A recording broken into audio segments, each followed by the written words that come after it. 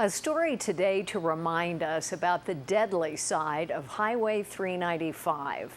The California Highway Patrol sent out a news release to say that a man from an unknown town was driving 100 miles per hour in the vicinity of Coso Junction in South Inyo County. Officers said the man lost control of his speeding vehicle, went off the roadway, overturned at least one time, and later died. The driver had to be removed from his vehicle by paramedics. He sustained internal injuries, was transported to Southern Inyo Hospital, where he passed away from his injuries. The passenger in his car was ejected from the vehicle and sustained major injuries. That man was transported by Mercy Air to Kern Regional Hospital. The accident is still under investigation. And on a much lighter note from CHP, reminders of summer road safety. They list the basics: buckle up, designated a non-drinking driver, and adhere to the speed limit, and avoid distractions behind the wheel. Here's more for summertime. The CHP says to prevent your vehicle from overheating, make sure your radiator is working properly and filled with fluid. Make sure your tires are properly inflated, and check your air conditioner to make sure it's in good working order. Never leave children or pets unattended for any length of time in a vehicle. A closed car, says the CHP, can heat up to well over 100 degrees in a very short period of time. If you plan to travel long distances, they advise that you get an early start in the morning or late afternoon to avoid severe temperatures. Officers add that you should set your destination on your navigation device before you leave on a trip. Never allow yourself to become distracted. Always use an appropriate child passenger safety seat. And they advise you carry a survival kit with the basic essentials. To support their advice for safety, the CHP says data reveals that nearly 1,000 people were killed in collisions during summer months in 2010 in California. 78,000 others were injured.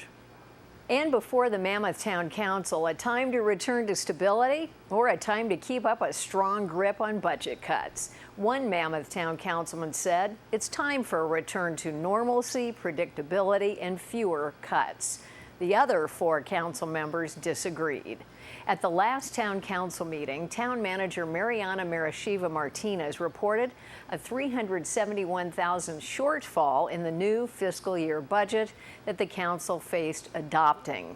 She recommended a partial freeze of new police officer funding, cutting the two-year position by 5 months.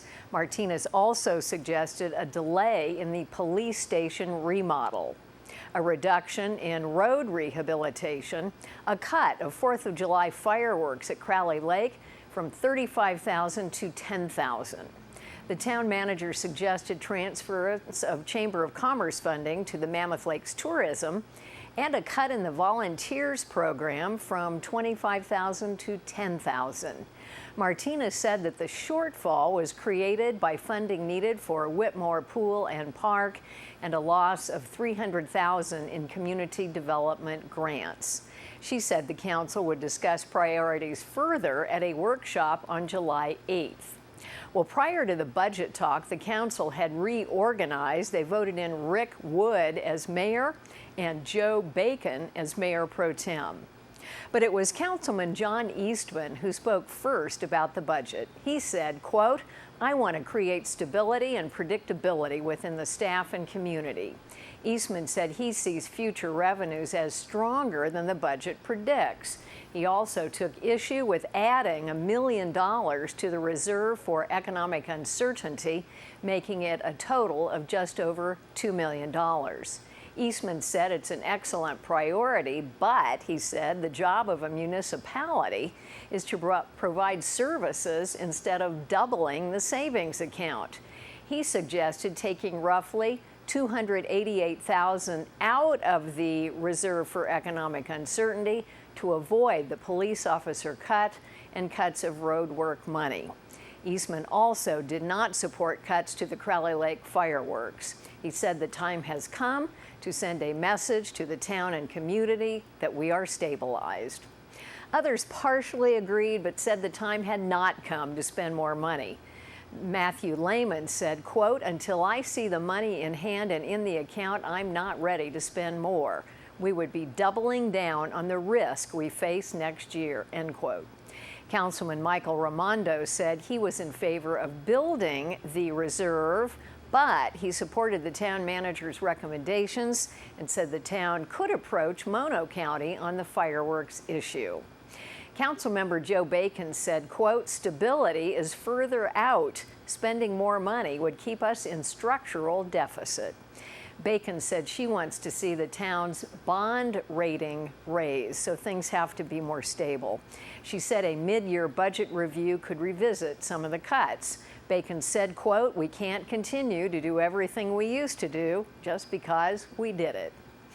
Mayor Rick Wood noted that 3 council members were not in favor of invading the reserve fund.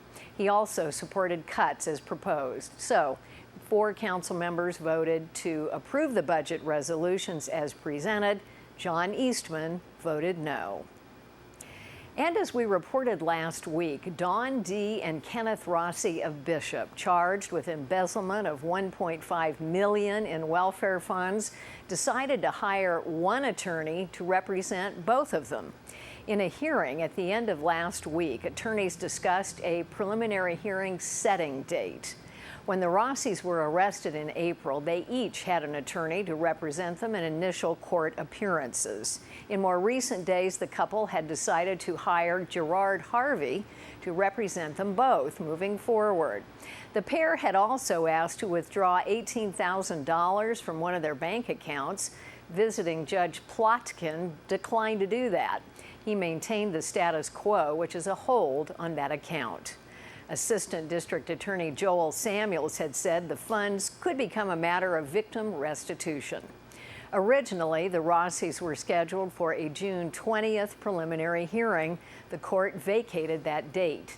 In a settlement conference at the end of last week, it was decided that both sides would discuss the setting of a new preliminary hearing date in another appearance July 10th. Meanwhile, the Rossis remain out of jail and on GPS monitoring.